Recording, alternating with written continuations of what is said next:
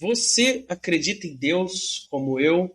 Segundo Sigmund Freud, isso quer dizer que você se recusa a crescer. Sua fé não é, como ensinam na catequese, um sinal de virtude, de que você está no caminho para melhorar um pouquinho, para poder se entregar na graça de Deus. Nada disso. Sua fé é o sintoma de uma neurose profunda, um problema aqui na sua cabeça, uma patologia psíquica. E aí, se o Big Bang é o criador do universo, né, o momento de criação do universo, por que a nossa mente sentiu necessidade, depois de tantos tempos de ateísmo, Rodrigo, por que a minha mente sentiu necessidade de buscar um pai criador para estar por trás desse evento cósmico? Por que tanto quero, Rodrigo, um pai celestial? É isso que a gente vai ver no episódio de hoje, porque a afirmação da psicanálise é categórica, né, Pedro? Deus é uma ilusão infantil, uma projeção do inconsciente que a gente cria apenas para suportar o terrível desamparo desta trágica vida. Então, nesse vídeo vamos continuar nosso curso de filosofia da religião e vamos mergulhar no contexto do século XIX. Como vários grupos de visões que se definiam como ciência, por exemplo, Marx no programa anterior, e agora psicanálise, vão propor um ateísmo baseado nas suas elucubrações teóricas e entender como é que Freud transformou a visão da fé como algo positivo, algo que indica ao ser humano um sentido para sua vida, em uma patologia mental. Eu sou o Rodrigo R. de Carvalho, esse daí foi Pedro Cortá e vai começar mais um Não Precisa Copiar.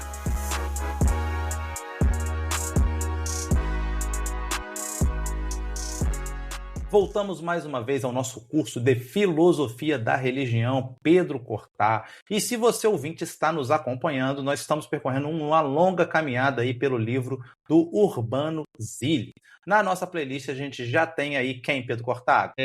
A gente já tem programa de Descartes, Pascal, Kant, Hegel, e agora a gente está explorando os ateus, então inclusive Feuerbach e Marx e agora Freud. Exatamente, o Pedro Cortá, não sei porquê, talvez por trauma, esqueceu de falar do Schleiermacher, que é o cara que ele estudou no mestrado dele. Eu não esqueci, só tinha que falar todas as coisas em detalhe, sem tudo certo. Exatamente, para os nossos ouvintes saberem exatamente o que a gente já fez. Mas vamos lá. O Rodrigo tá neurótico aí, ó. Você tem que fazer uma parapraxia para tratar isso aí.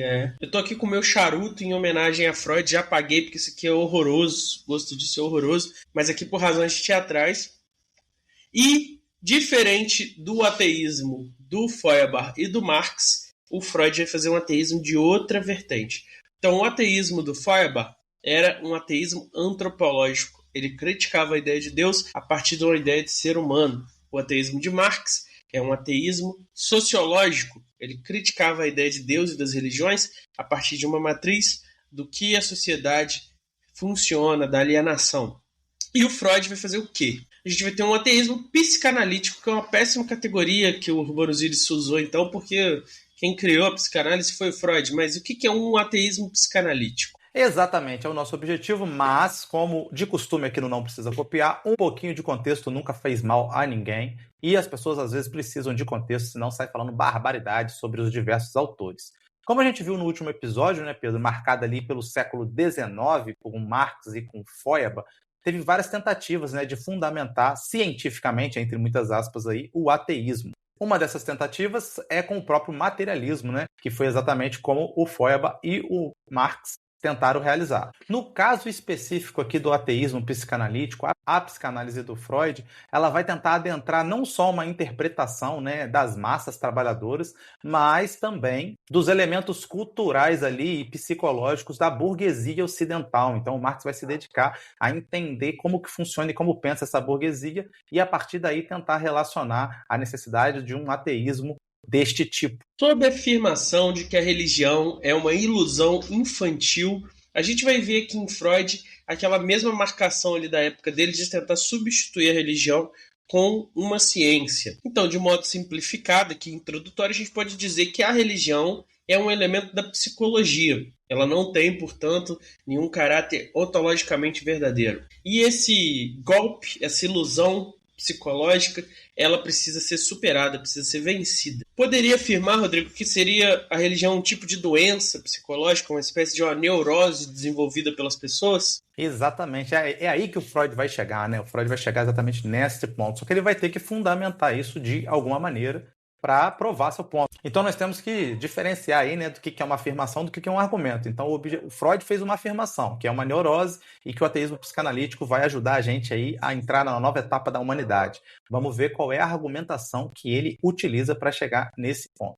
Quero só lembrar a vocês que essa substituição da religião pela ciência não era o único objetivo desse século, né? Esse século queria substituir, colocar a ciência num lugar, né, privilegiado, que vai substituir não só a religião, mas também a filosofia. E o que nasce ali, né, com Feuerbach, com Marx, é um tipo de fé na ciência, uma crença que a racionalidade e que esse método científico, tal como está formatado ali no século, é o novo Deus a ser cultuado, obrigando todo mundo a aceitar este novo Deus, né, o Deus da ciência. Para você entrar nesse clube, você vai ter que comprar os pressupostos dessa racionalidade moderna, e isso significava, Pedro, aceitar o ateísmo. Exatamente.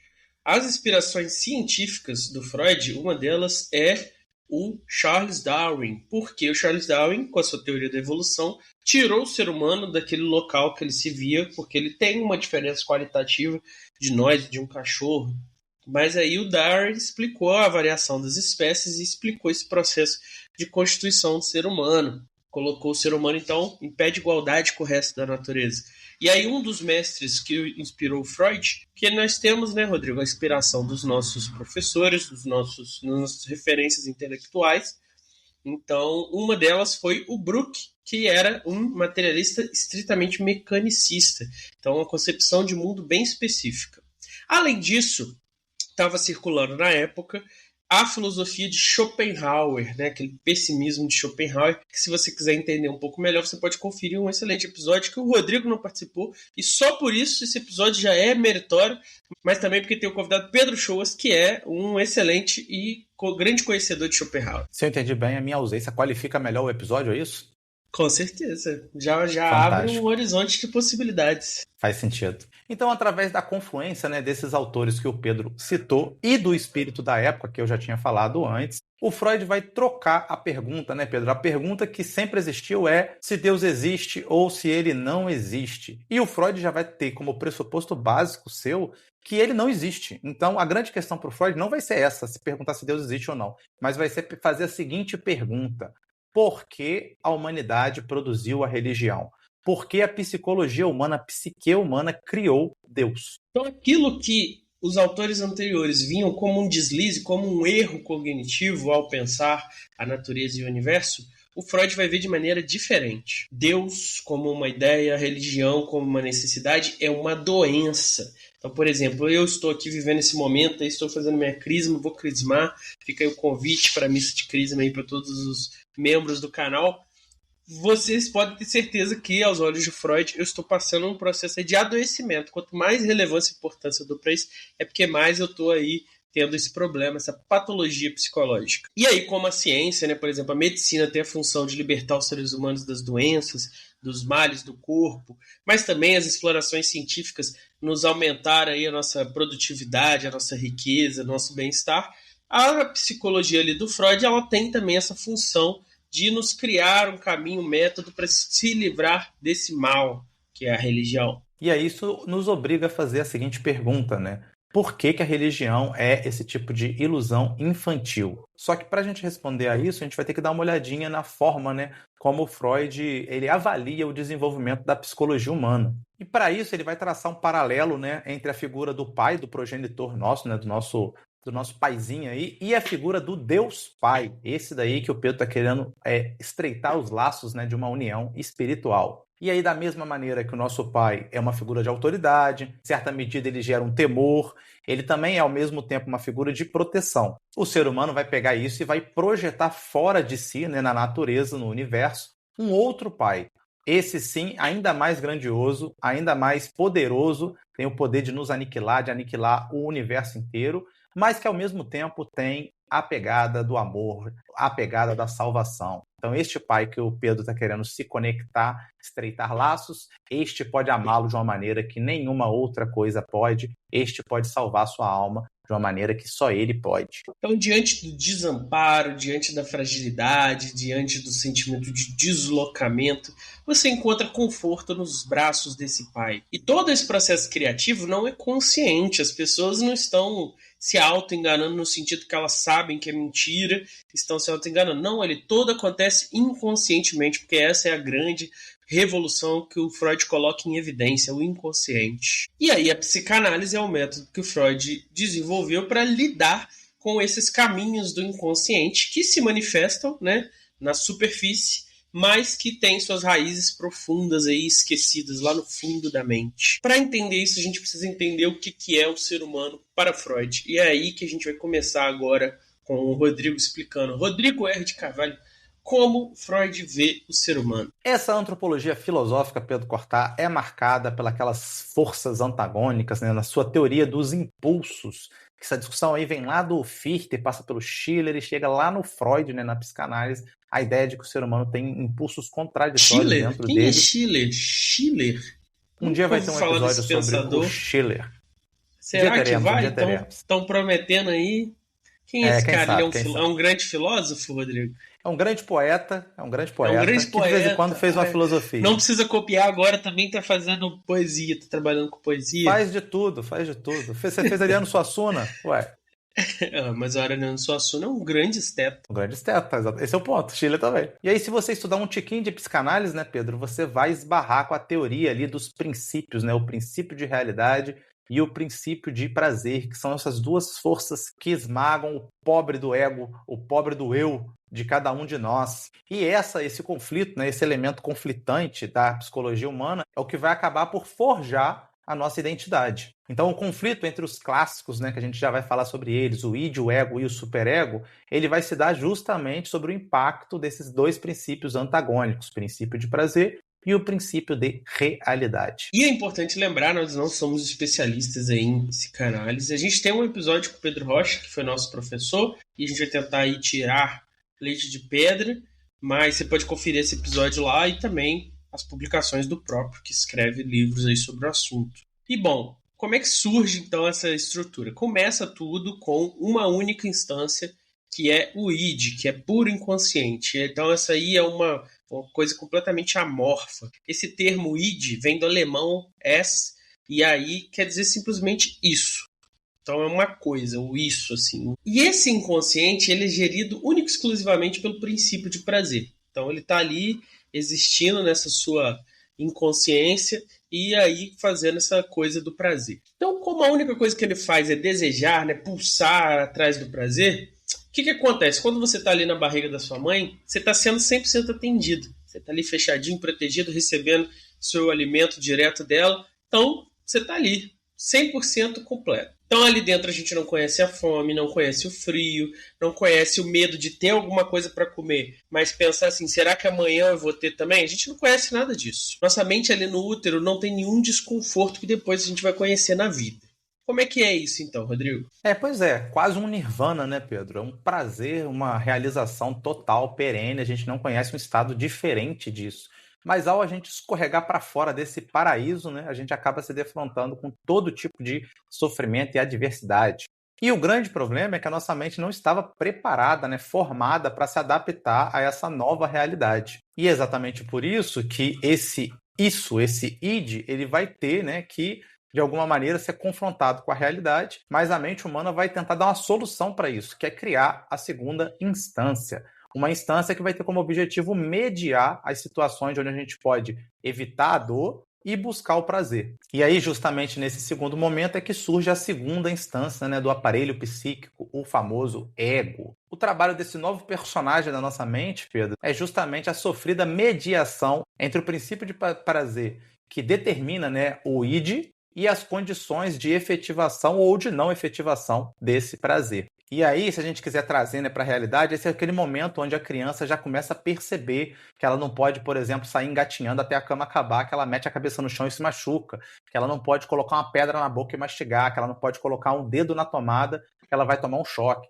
Então, esses momentos, quando ela percebe essas coisas, é o momento onde o ego começou a ser formado e o ego avisa para ela, fala, olha, isso aí a gente já tentou e deu merda, deu ruim, não faça isso, mesmo que você tenha o desejo, né, o princípio de prazer esteja mandando você fazer isso, não é o momento, não é o lugar, não é a situação adequada para a gente conseguir realizar isso. Então, nesse ponto aqui, a criança, né, o ego dela já é capaz de mediar e mitigar, claro que nunca resolver, né, os impulsos que teriam consequências indesejadas, vamos dizer assim. Por fim, então, surge a terceira instância. Conforme a criança vai se desenvolvendo, aquele princípio do prazer vai indo de encontro ao princípio da realidade, que guarda as regras daquela cultura, daquela família, daquela sociedade. Então, a criança, conforme ela vai interagindo com o mundo, ela vai descobrindo, através dessas interações, que existem certas regras que são esperadas dela, proibições, né? Coisas que você não pode fazer. Então, por exemplo, é normal querer comer alguma coisa, mas em certos horários agora você não pode mais comer. É normal querer urinar, mas agora em certos momentos você não pode urinar. Coisas que antes ela não sabia. Então, você vê isso, por exemplo, na fralda. Antes a criança faz xixi a hora que ela quiser. Aí, a partir de certo momento, é esperado que você não faça xixi na cama, na calça. Você tem que ir até o banheiro urinar. Depois, quando ela entra na escola, ela tem que pedir permissão para ir ao banheiro. Por aí vai. Essa terceira instância é chamada de superego. Então, o nosso pobre ego, ele está aí no meio desse cabo de guerra entre o id e o superego. E ele tem que gerenciar o ingerenciável. Essa batalha sem fim acaba deixando ele nessa posição complicadíssima. E o que surge disso, Rodrigo? Aí surge disso, né, que o Freud vai pegar esse entendimento sobre o desenvolvimento da psicologia humana e vai tentar aplicar o desenvolvimento da civilização humana.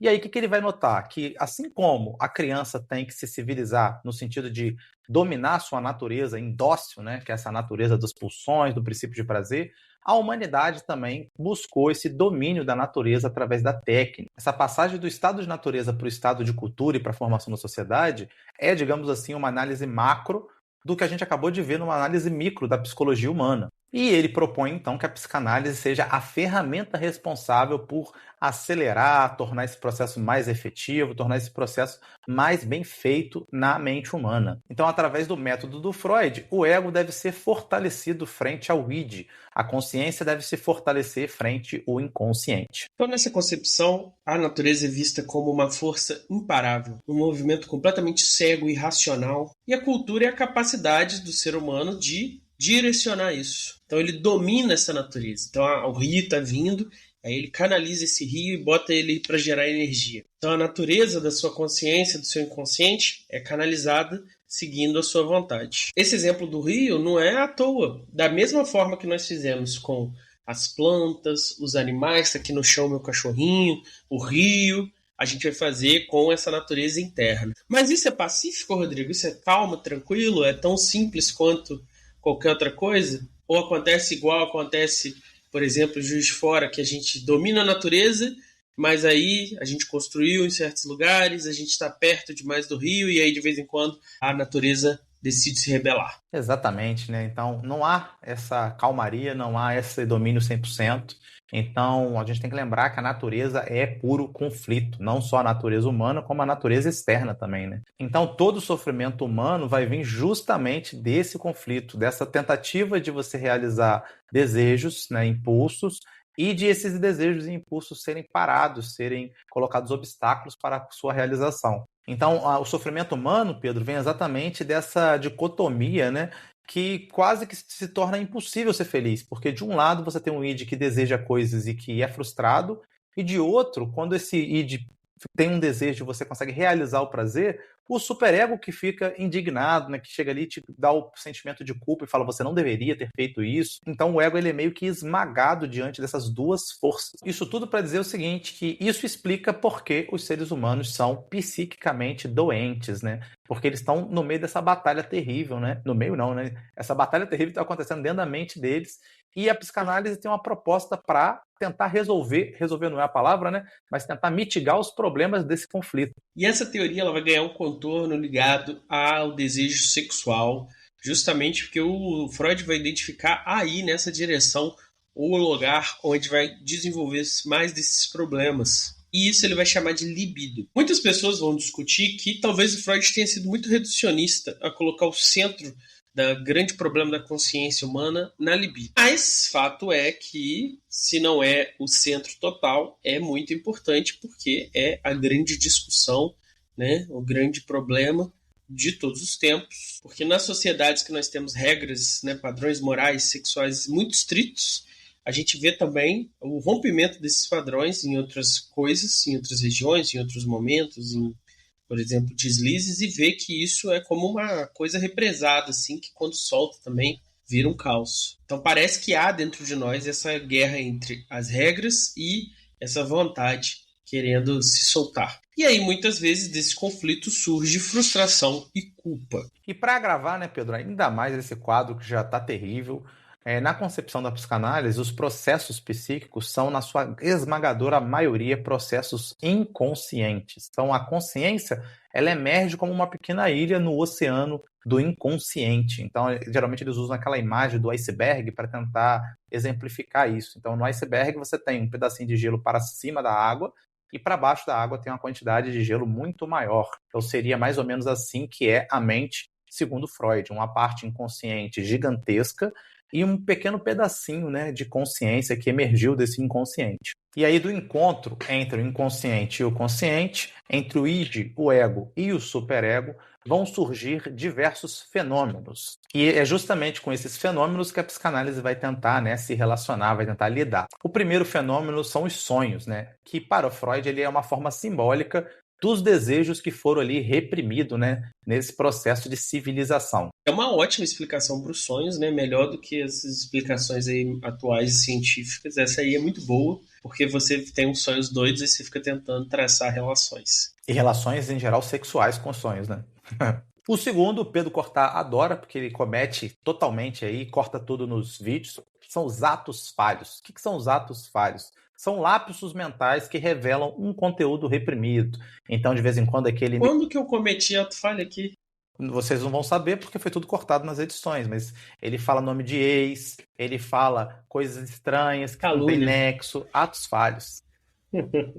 Mas isso aí é tipo uma das explicações para esses que eles chamam de parapraxia, né, Rodrigo? Então, vou falar assim, eu quero falar que eu adoro o Rodrigo no aniversário do Rodrigo. Aí eu levanto o copo e falo assim, eu odeio o Rodrigo, porque secretamente, lá no meu inconsciente, eu tenho inveja do Rodrigo, eu quero que o Rodrigo se foda. E aí, normalmente, o viés social eu não falaria isso, mas aí eu cometo um ato falho e revelo o que está no meu inconsciente. Mais ou menos assim, né, Rodrigo? Exatamente. Seria o que o Pedro falou lá do conteúdo da natureza, que ela acha uma forma para romper a barreira que o ser humano colocou. Seria exatamente isso. Quer dizer, eu tenho um desejo verdadeiro, ele socialmente não é aceito, então eu tento reprimir ele a todo momento. Mas ali no bar, né, Pedro? Você tomou 3 cervejas, a capacidade do ego de segurar já fica mais difícil e pá!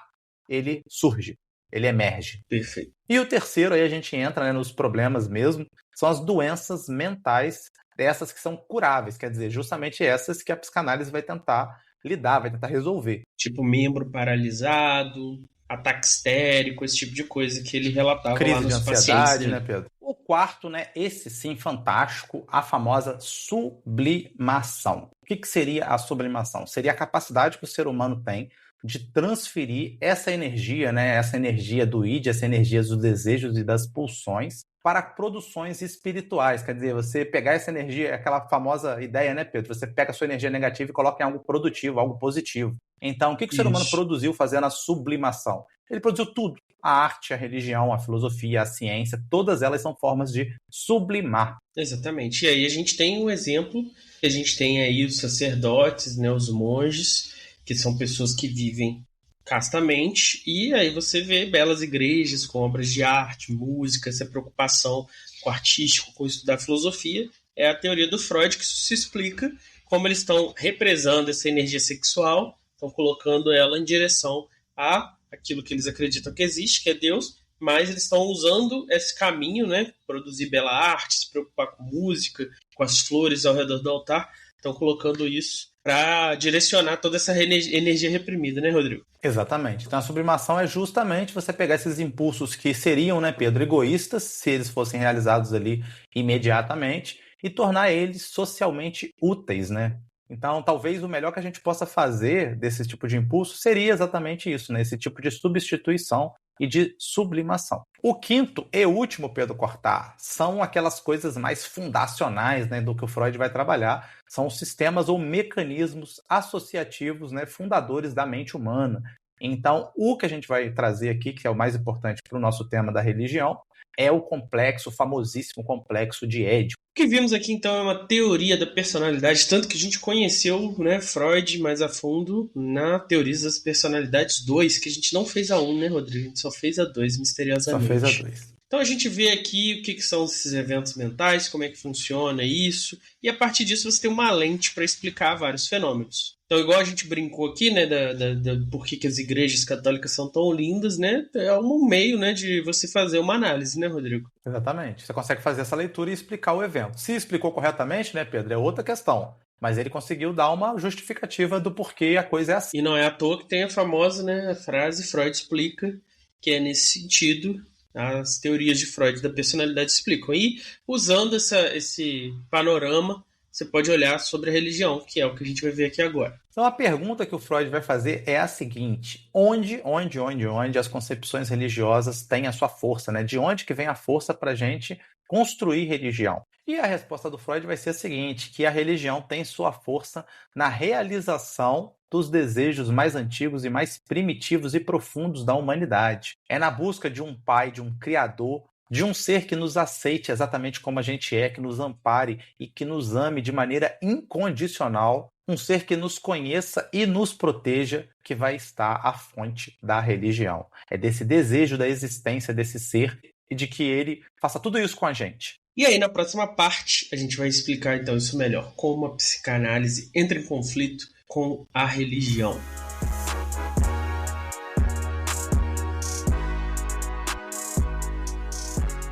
Como se sabe, né, Pedro Cortar? O Freud ele tem diversas obras que debatem religião. Entre elas tem Totem e Tabu, O Futuro de uma Ilusão e Moisés e a Religião Monoteísta. Então, nessas obras, Freud vai levantar várias hipóteses, mas todas elas partem do mesmo postulado, que existe, na realidade, um ateísmo. Mas ainda assim, né, Pedro? A Freud, o que é de Freud, né? Os íris reconhecem, né, que ele desenvolveu teses científicas que obtiveram, à sua maneira, algum tipo de êxito e de influência na cultura em geral. Sua interpretação dos sonhos, sua teoria da libido, seu desenho do aparelho psíquico tripartite, né, em id, ego e superego, a dinâmica entre consciente e inconsciente. Tudo isso foi e ainda é usado e aplicado à literatura, à arte, à filosofia, à sociologia. E a gente gosta ou não, né? Você gosta ou não da psicanálise, ela tá aí ainda angariando seguidores. O grande caminho que a gente quer entender aqui é como é que ele chegou na religião como uma neurose, como uma patologia da mente. E nesse caso específico, uma neurose de tipo obsessiva. Vale destacar, né, Pedro, que neurose é o fruto, né, daquele processo de repressão que a gente discutiu lá no outro vídeo, né, da relação entre id, ego e superego. Os desejos, os impulsos do id frequentemente precisam ser reprimidos ali pelo ego, precisam ser barrados. E esse processo de repressão acaba por desenvolver algumas neuroses. Muitas dessas repressões, né, que se manifestam como neuroses aparecem na infância, que é justamente quando a nossa psique está se desenvolvendo. E aí a religião é um retorno a esse momento da infância, desenvolvendo essa relação problemática aí com esse pai figurativo e esse pai celestial, numa espécie de complexo de Édipo. E aí, de acordo com esse complexo, né, Pedro, entre os 4 e 6 anos de idade, a criança passa a ver o pai como um tipo de rival que vai disputar o seu amor com a mãe. E isso aí faz surgir na cabeça da criança desejos agressivos para com esse pai, que para Freud chega até ao limite, né, de desejo de matar este pai. Mas contraditoriamente, né, a criança também percebe que ela precisa e que ela ama esse pai. E esse é um dos conflitos fundamentais da formação da nossa mente. Amor e ódio, afeição e hostilidade, admiração, mas ao mesmo tempo medo. Esses momentos antagônicos se vinculam e o lugar onde eles se vinculam é a nossa consciência. Só que, como são conflitantes, como eles são antagônicos, eles têm que ser varridos para o inconsciente, então eles são reprimidos. E aí está a fonte de todas as nossas patologias, que é a não aceitação da realidade como ela é. Para o Freud tentar provar isso, né, ele vai fazer no Totem e Tabu, né, um de seus livros, uma reconstituição do homem primitivo. E aí ele vai argumentar o seguinte: as tribos elas possuíam sempre um totem, né, um elemento subjetivo e espiritual que determinava ali as dinâmicas dessa tribo. Esse ser humano primitivo vivia de forma animalesca. A força era o valor determinante, ou seja, então os machos eram distinguidos ali no conceito reprodutivo pela sua capacidade de capturar, de caçar fêmeas. Então essa dinâmica despótica, né, do uso da força vai dando lugar, conforme a civilização se forma, a formas menos violentas. Agora a dinâmica se centra nesses totens, né, nesses ícones, e a partir disso vão se organizando. O ponto do Freud aqui, né, é que se inicia a organização social na medida em que se constrói o pilar, que é a renúncia do comportamento instintivo. E aí as cerimônias que se realizam nesse estágio, que inclui o banquete sacrificial, onde todos os membros da tribo participam, come o animal considerado sagrado, absorve sua substância divina, o que vai ter uma relação muito forte com as religiões modernas, né, Pedro? Isso é similar à visão de muitos protestantes e de outros grupos religiosos sobre essa questão aí de absorver, né, o elemento aí de simbólico para alguns grupos da carne, né, colocar aquele elemento para dentro de si, que não é o caso dos católicos, que têm uma visão diferente. E aí, para Freud, esse ritual se repete eternamente na história. O totem que ajuda a organizar a sociedade é assassinado, e aí você tem uma união dos irmãos que comem aquela carne. E junto com isso, o sentimento de culpa e penitência. Então estamos aqui comendo essa carne, estamos juntos, mas estamos nos sentindo mal sobre isso. E é justamente, né, Pedro, esse sentimento de culpa que é o núcleo do complexo de Édipo. E é daí, para Freud, que vai sair toda forma de religião. E para ele vai tentar traçar um paralelo, né, entre um tipo de evolução da religião partindo lá do animismo, essa concepção que existe uma alma vivificada em todas as coisas que existem, vai passar pelo momento da magia, dos ritos, as palavras e as ações com poder. E isso nada mais é do que aquele processo que a gente já citou no último vídeo sobre a forma como os seres humanos dominam a natureza. Então tudo isso são artifícios subjetivos e culturais para tentar dominar a natureza. A religião surge então da ineficiência dessa magia contra a morte. Na tentativa de dar sentido para a experiência da morte, do luto, da dor, surgiram então os deuses e, por conseguinte, a religião. Já que o ser humano em si não pode dar conta da morte, cria-se então histórias e narrativas de seres que poderiam. E hoje a gente está gravando, né, Rodrigo? Hoje é sexta-feira da Paixão. E toda a história da Páscoa é sobre isso, é sobre uma pessoa que é Deus e que teria vencido a morte. Então, apesar de eu pessoalmente acreditar nisso, Freud está explicando aqui por que eu acredito nisso. E aí, né, Pedro, como nós já dissemos, seguindo o espírito do seu tempo, né, no qual essa ciência deve ser coroada como o processo de maior amadurecimento do ser humano, o Freud vai defender, então, que a humanidade passou desse momento mágico para o momento religioso, e esse momento religioso tem que ser, deve ser, será superado pelo momento científico. Uma coisa bem positivista, né? Quanto mais o ser humano avança cientificamente, mais rápido a religião desaparecerá. A religião surgiu por causa da falta de aceitação que o ser humano tem para com seus próprios limites. Ou seja, essa fuga da realidade é que caracteriza essa nossa neurose chamada fé. E aí, com o avanço da ciência, nós vamos diminuir o nosso desamparo e, portanto, também a nossa vontade de seguir religiões. O Freud até reconhece, né, Pedro, que a religião prestou grandes serviços à humanidade, né, ajudou a domar os instintos antissociais, né, por assim dizer. No entanto, a religião não entregou uma sociedade feliz e satisfeita, né? Então, o sonho de um lugar melhor, um lugar com felicidade, está aí ainda, né, para ser resolvido. O mal-estar da civilização permanece. E a humanidade, toda a sua insatisfação e infelicidade está aí para ser resolvida. E é exatamente aí que a psicanálise vai entrar. Para ele, a crença que nós temos na religião se fundamenta naquilo que os nossos antepassados acreditavam. Mas será que isso é suficiente? Será que a gente não deveria exigir novas provas atuais, igual São Tomé?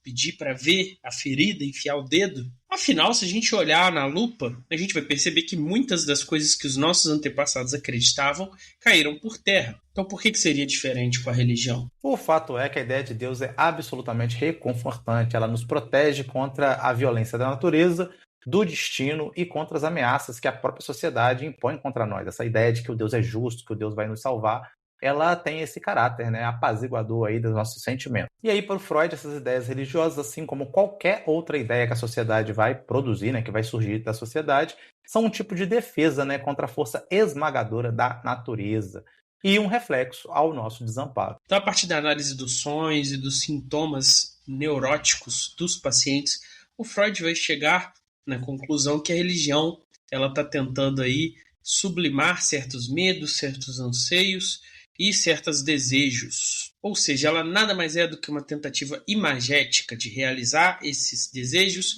e nos proteger desses perigos mentais. Quais são esses desejos? Desejo de proteção, desejo de amparo, cuidado, desejo de comunhão, desejo de estar conectado com outras pessoas. Desejos que não foram resolvidos na infância, como por exemplo o complexo de Édipo, e agora vão poder ser resolvidos através da religião. Então, o que o Pedro está chamando a atenção aqui é que, diante da impotência da nossa vida, diante da impotência da morte, diante do sofrimento e da infelicidade, o ser humano produz essas forças sobrenaturais que são capazes de lidar com tudo isso, que são capazes de nos explicar tudo isso, que são capazes de doar sentido a tudo isso. Os deuses, eles não morrem, os deuses não estão à mercê da natureza, os deuses são felizes e estão plenos.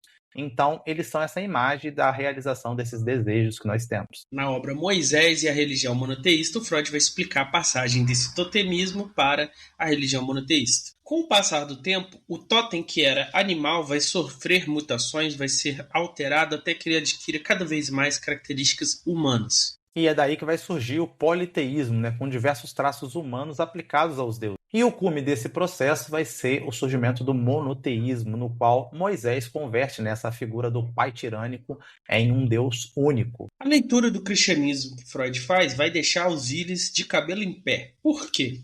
Uma das teses que o Freud vai apresentar é que Paulo inventou o conceito de pecado original.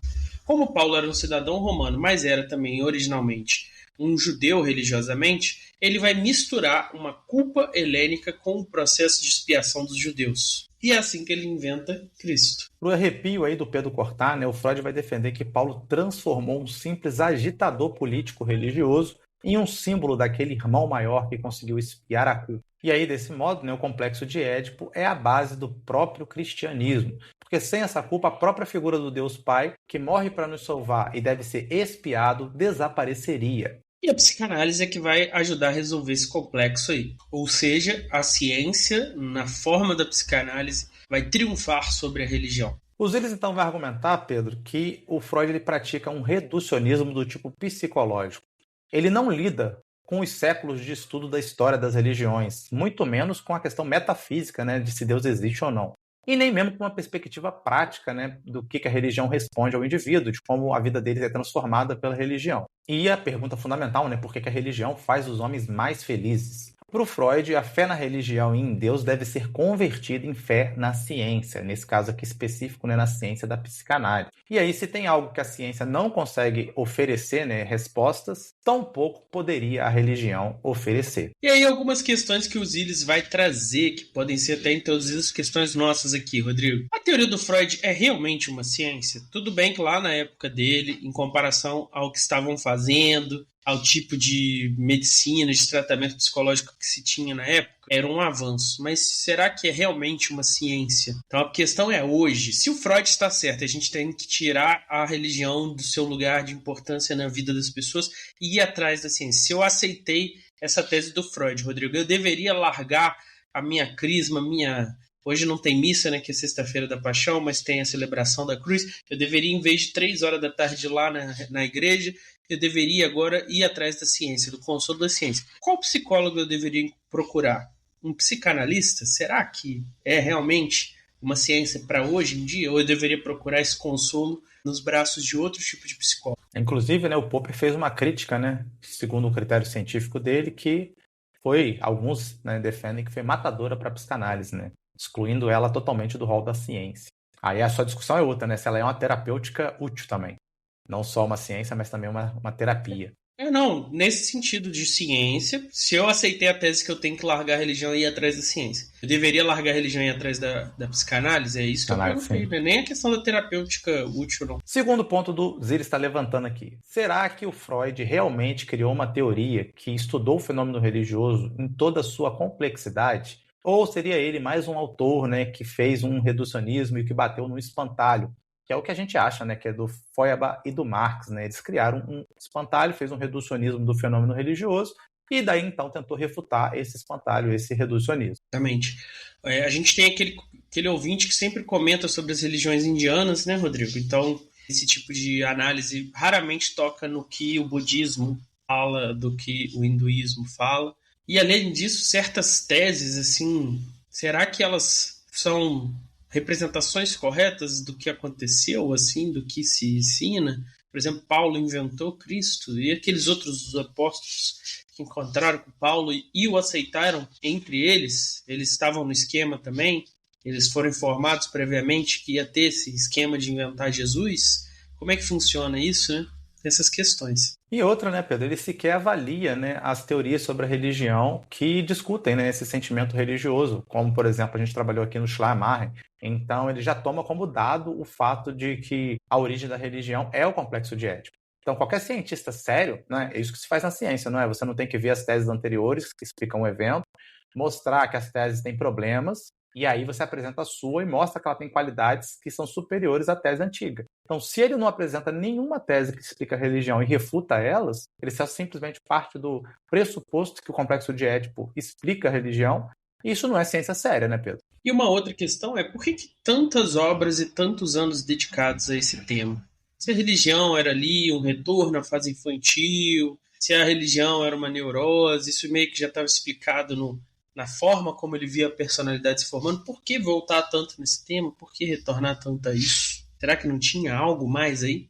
Parece que até os 80 anos, né, ele ficou estudando o assunto, né? Curioso isso. Um outro ponto, né, Pedro, é que os próprios discípulos da psicanálise, né, criticaram e desceram o cacete na teoria freudiana da libido, por exemplo. Então, eles acusaram a teoria da libido de ser uma teoria também muito reducionista do fenômeno da psicologia humana e que o Freud aplicou a essa teoria da libido um tipo de mecanicismo que também é problemático. Então, figuras como o Adler e o Jung vão se destacar aí como autores da psicanálise, mas que vão ver a religião de uma maneira totalmente diferente. O Adler vai ser muito mais, digamos assim, otimista com a religião, vai ver na religião algo positivo, vai ver a religião com simpatia até, e o Jung, né, vai ser um cara que vai defender a religião como algo absolutamente essencial. Schmitt vai atacar essas visões evolucionistas do conceito de Deus, né, que as etapas aí que esse conceito vai se formando, mostrando que a ideia de um ser supremo está presente nas sociedades mais primitivas que a gente conhece. E o Eliade, né, vai detonar o Freud, vai chegar a chamar o livro Totem e Tabu de novela de terror,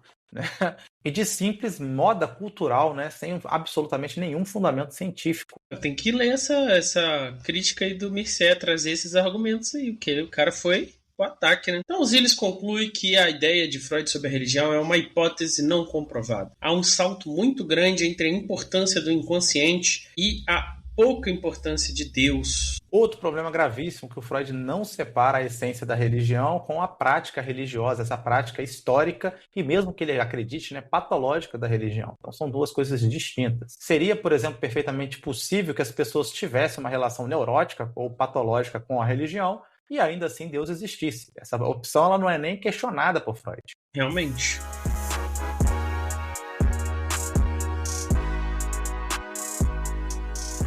E aí você foi convencido pelo Freud, vai passar a mão do telefone e ligar para um psicanalista, vai abandonar sua fé, ou não, você está junto com Mircea Eliade, Jung, Adler, tem um lugarzinho para a religião na sua consciência. O que você tem a dizer aí, Rodrigo? Exatamente, você vai ter que se posicionar, não tem jeito de ficar em cima do muro num tema como este. Se você gostou desse e ainda não viu os outros vídeos sobre filosofia da religião, dá uma olhada lá. Não se esqueça de curtir, ativar esse sino para você ver quando sair um novo episódio e comentar o que você está achando. E tem uma coisa que está aí no seu inconsciente que a gente vai esclarecer agora. Sim, um vídeo tão legal, tão incrível, como ele pode estar de graça no YouTube, é porque ele é feito com 2 tipos de apoio diferentes. De um lado, o apoio do Sabiá, registro de marcas, e do outro, o apoio dos nossos membros do canal.